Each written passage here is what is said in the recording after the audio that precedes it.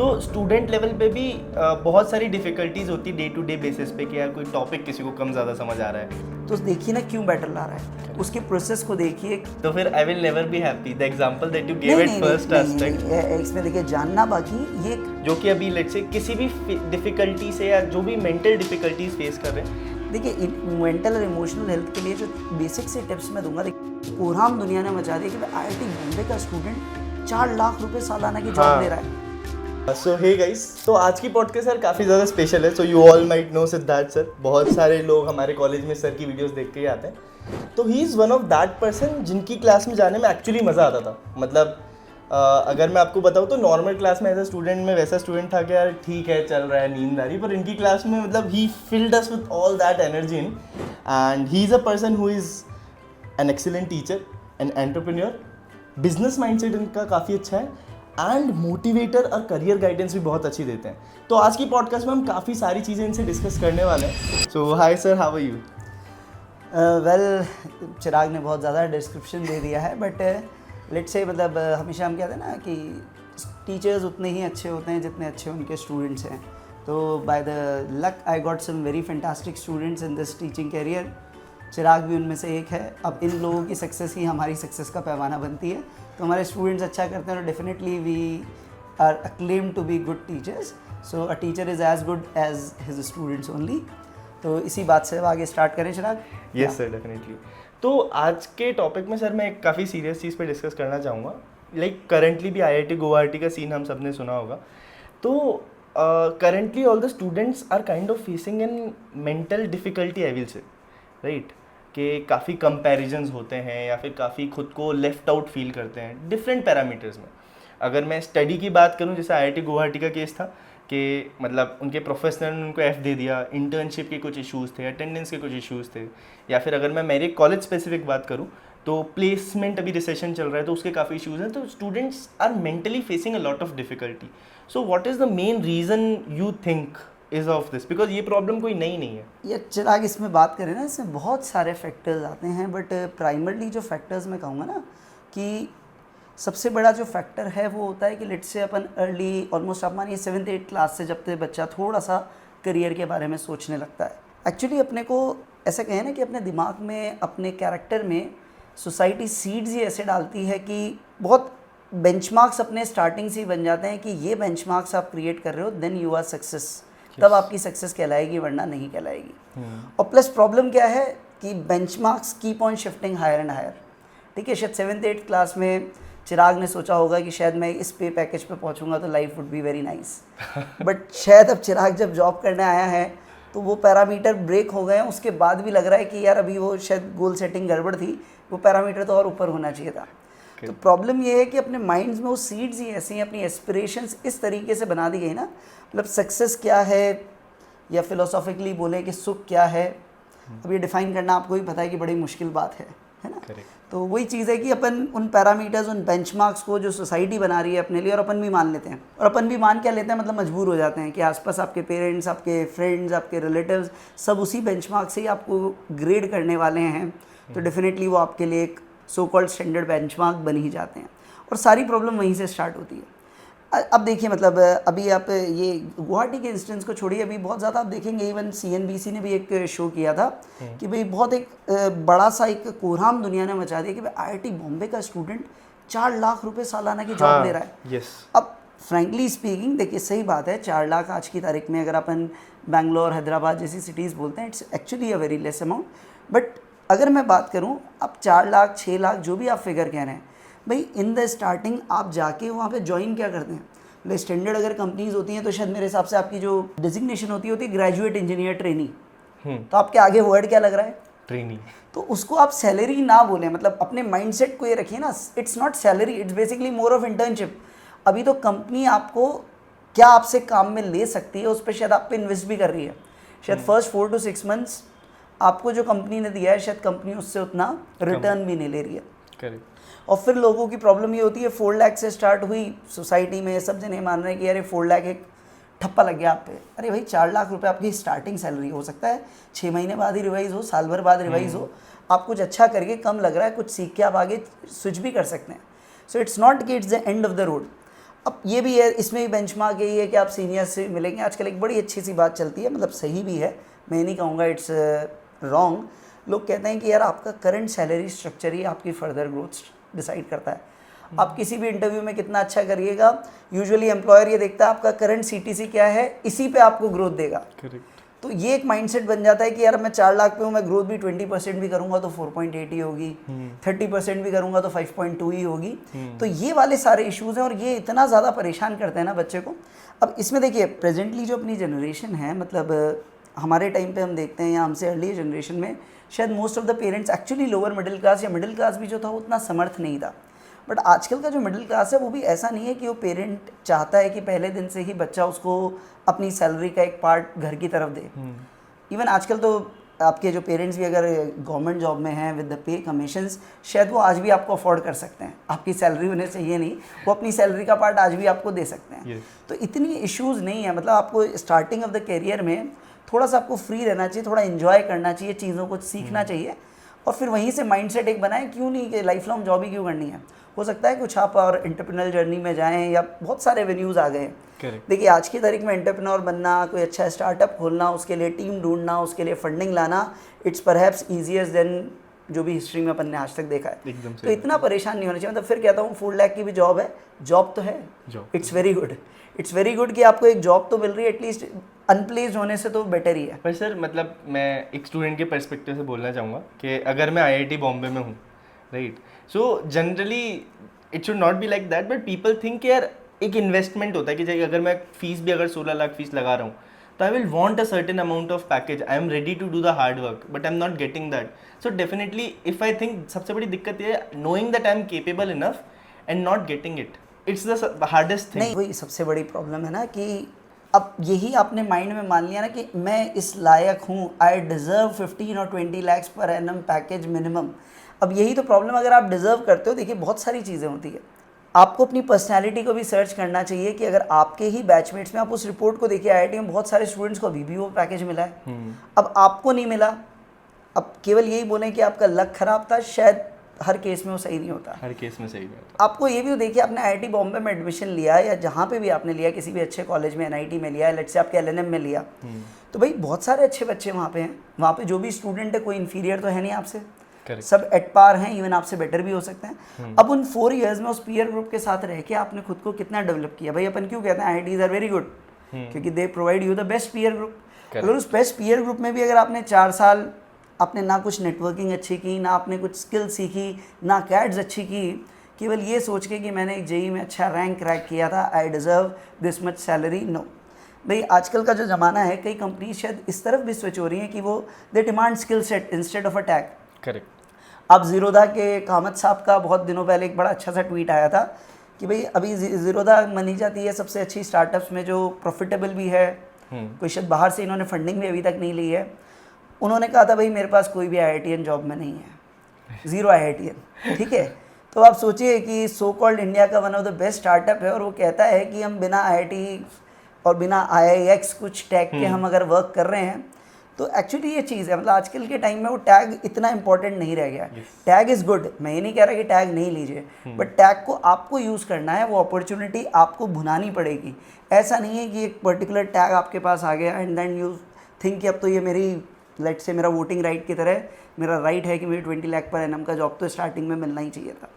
Yes sir, I completely agree, but काफ़ी सारे aspects में स्टूडेंट एक्चुअली कंपेयर देमसेल्व्स या फिर feel low as compare to others. तो व्हाट डू यू थिंक कि हमें करना क्या चाहिए? सोशल मीडिया का एस्पेक्ट लेते हैं तो उसके कारण हम, जैसे आपने बोला कि पॉडकास्ट से पहले हम डिस्कस कर रहे थे कि लेट्स से अगर किसी की कोई बड़ी अचीवमेंट की पोस्ट होती है तो उसके पेरेंट्स कॉन्ग्रेचुलेशन करते हैं, तो जो बंदा उसके सेम पीयर ग्रुप का है तो हाउ डू ही और शी फील? एक्चुअली देखिए मैंने चिराग को ये चीज़ कही थी कि भाई आजकल प्रेशर बहुत है कि लेट्स अज्यूम करिए चिराग है और चिराग का एक फ्रेंड है, दोनों लेट्स से एक ही समाज के आते हैं, एक ही सिटी से आते हैं और बहुत सारे कॉमन व्हाट्सएप ग्रुप में इनके पेरेंट्स भी हैं। अब मान लीजिए चिराग का बहुत अच्छा जॉब लगा तो आजकल बहुत जल्दी वो सोशल मीडिया पे कॉन्ग्रेचुलेशंस आती हैं।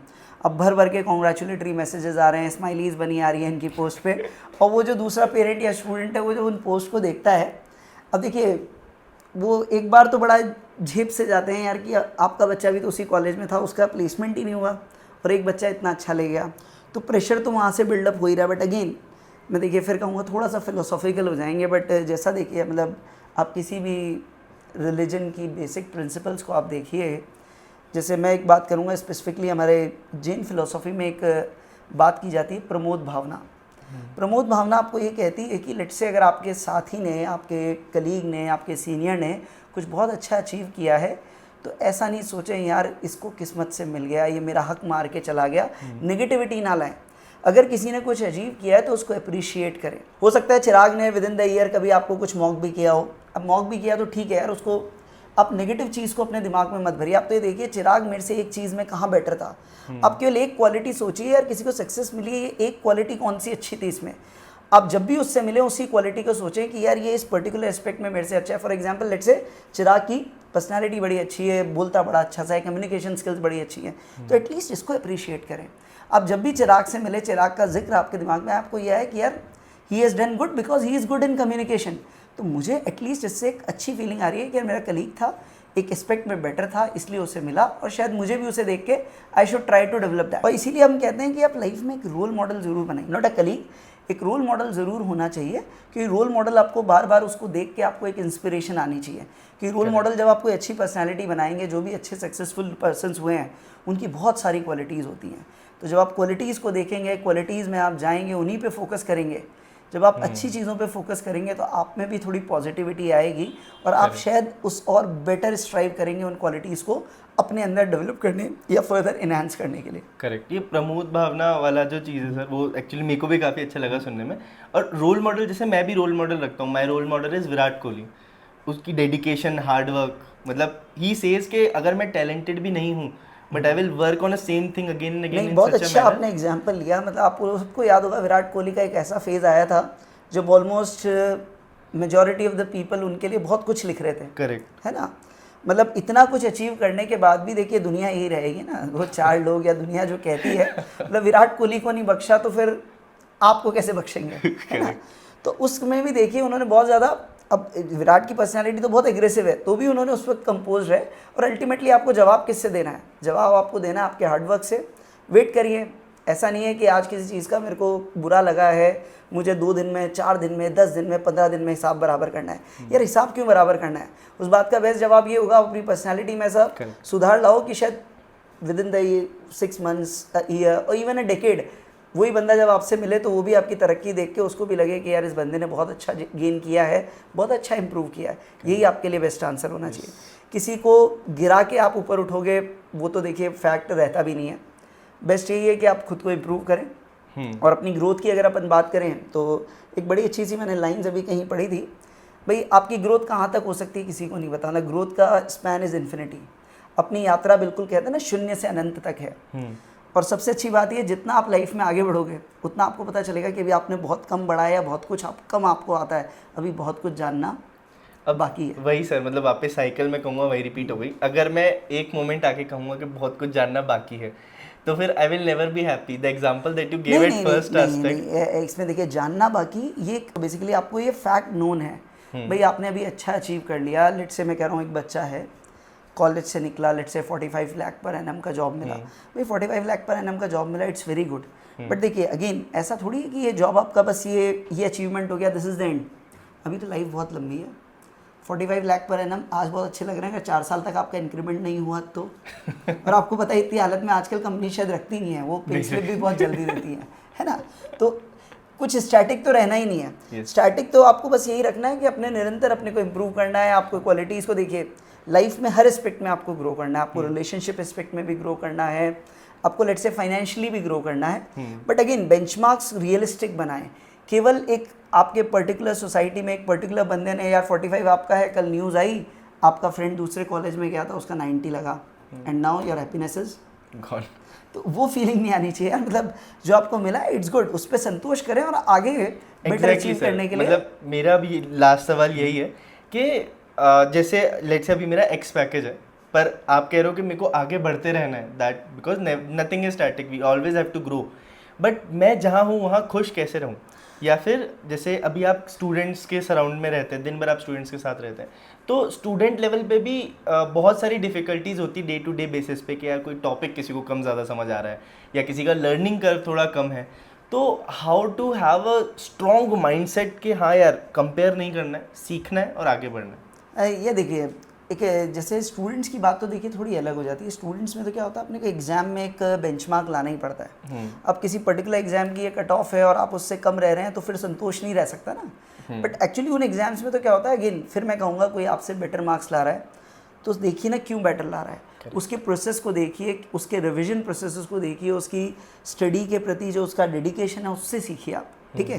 किसी की कैलकुलेशन स्किल्स होती है, किसी का एप्टीट्यूड बढ़िया होता है, तो एप्टीट्यूड वगैरह चीज़ें ऐसी नहीं है जो एक टैग लग गया आप डेवलप कर सकते हो, इवन लोग लेटर स्टेज में भी डेवलप करते हैं। सिमिलरली जब जॉब की प्रोफाइल में बात करें, पहली चीज़ ये होती है कि आप देखिए आपकी जो ग्रोथ है उसको आप लिंक कीजिए आपके ऑर्गेनाइजेशन की ग्रोथ से।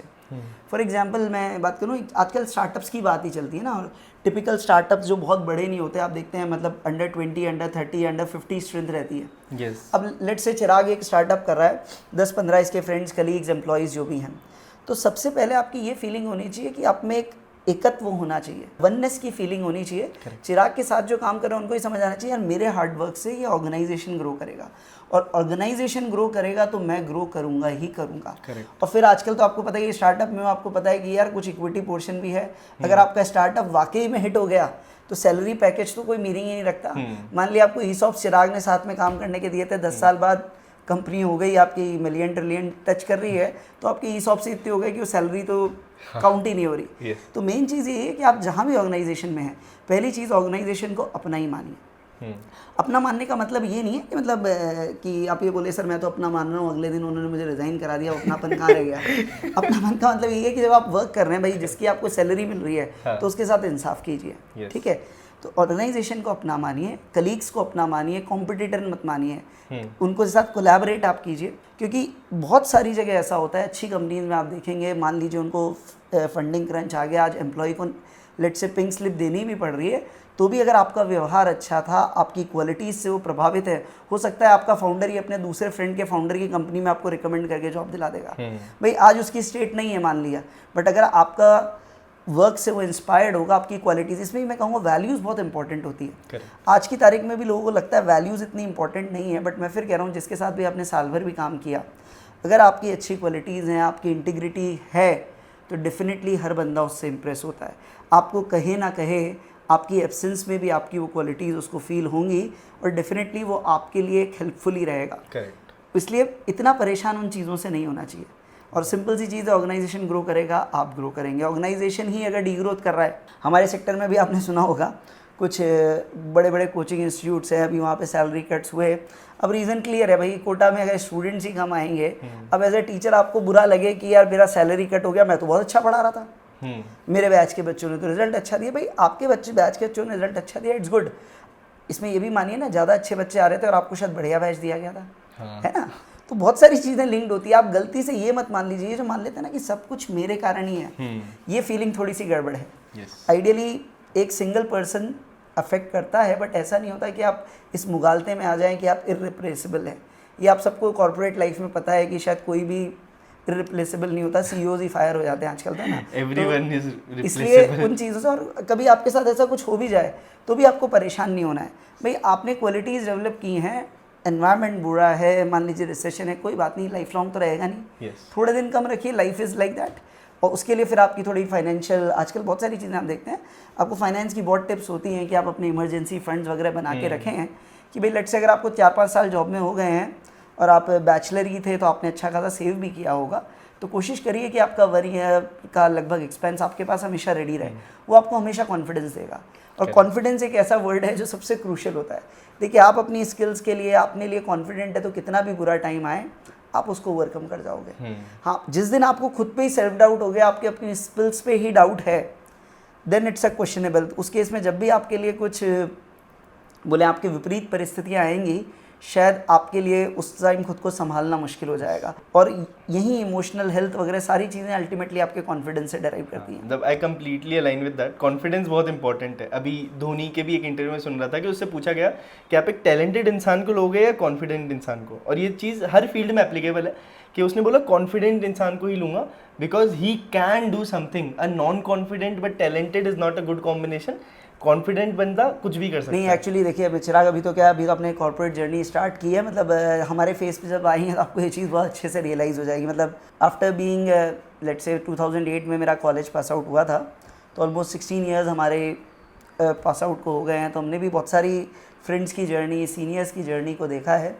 तो अल्टीमेटली देखिए आप सबको पता है कि 10th क्लास की आपकी परसेंटेज और आज का आपका जो भी लाइफ का स्टेचर है उसका शायद कोई कोरिलेशन निकलता नहीं है। अनटिल अनलेस आप सुपर ब्रिलियंट थे, वो बात छोड़ दीजिए ना। हाँ। वो देखिए वो बिल्कुल जो अपन कहते हैं प्रोडिजी आप चाइल्ड थे, वो तो अलग केस होगी। बट नॉर्मल केसेस में देखिए हम तो खुद देखते हैं हमारे साथ के जो थे, हमें भी लगता है कि यार हमारे वो फ्रेंड धक्के दे के हमने पास कराया एंड आज बहुत अच्छा एंटरप्रेन्योर है, he is doing very good.